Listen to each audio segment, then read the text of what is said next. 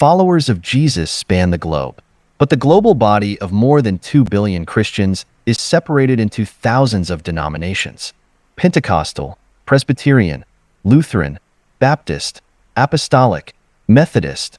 The list goes on. Estimations show there are more than 200 Christian denominations in the U.S. and a staggering 45,000 globally, according to the Center for the Study of Global Christianity. So why does Christianity have so many branches? A cursory look shows that differences in belief, power grabs, and corruption all had a part to play. But on some level, differentiation and variety have been markers of Christianity since the very beginning, according to Dermot McCulloch, Professor Emeritus of Church History at the University of Oxford in the United Kingdom. There's never been a united Christianity.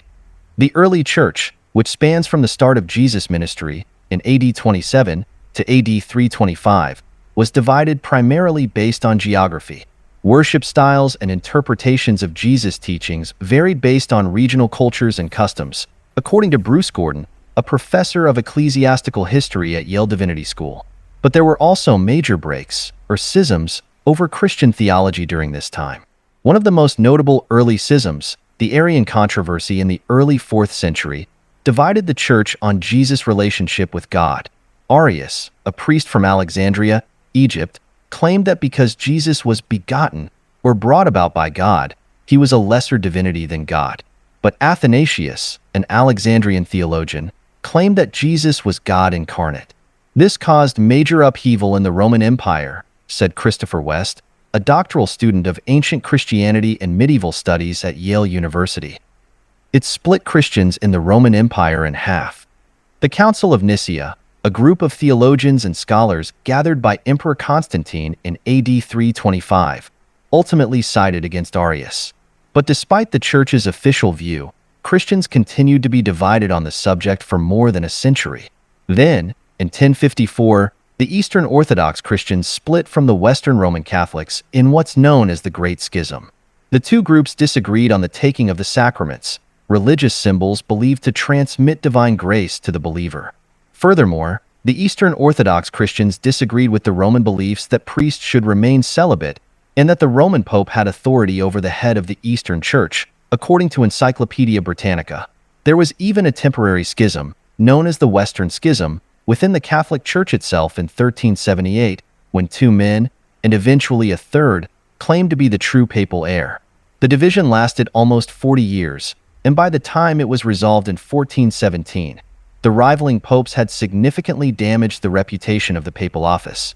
Despite this handful of schisms, the Catholic Church successfully suppressed other potential Christian offshoots, partly by sustained persecution, including actual military expeditions against some labeled heretics, but then also a new system of inquiries into people's beliefs, called inquisitions. With the backing of secular rulers, heretics might be burned at the stake or forced into denying their beliefs.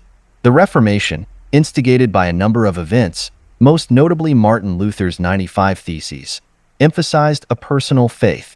This movement was in reaction to the fact that interpretations of the Bible, grace, spontaneously given love and mercy from God, the absolution of sins and entry into heaven were all mediated through priests in Catholicism.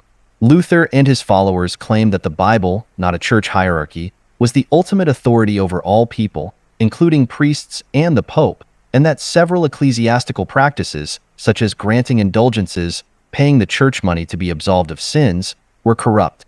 Initially, there were just a few major Protestant groups, but ultimately, the Reformation ushered in more Christian offshoots. By the 17th century, the contemporary word denomination began to be used to describe religious offshoots. Protestants had used Scripture to critique the Roman Catholic Church, claiming that any believer could read Scripture and have a personal relationship with God. But then, the obvious problem emerged. Whose interpretation of Scripture was the right one?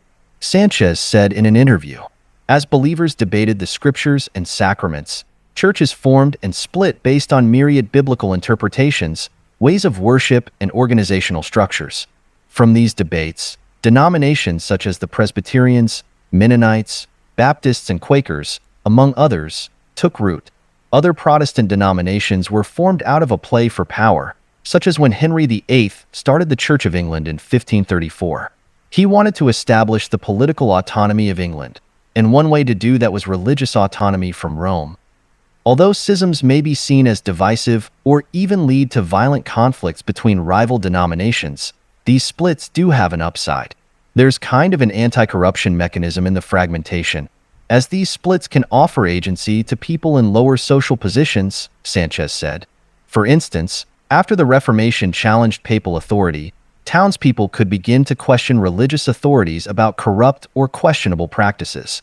There's likely more denominational splitting and forming to come. On judging the differences between them, McCulloch offered advice from Jesus himself: "Ye shall know them by their fruits," Matthew 7 verse 16. That is, you can learn about them in terms of what they do and their behavior.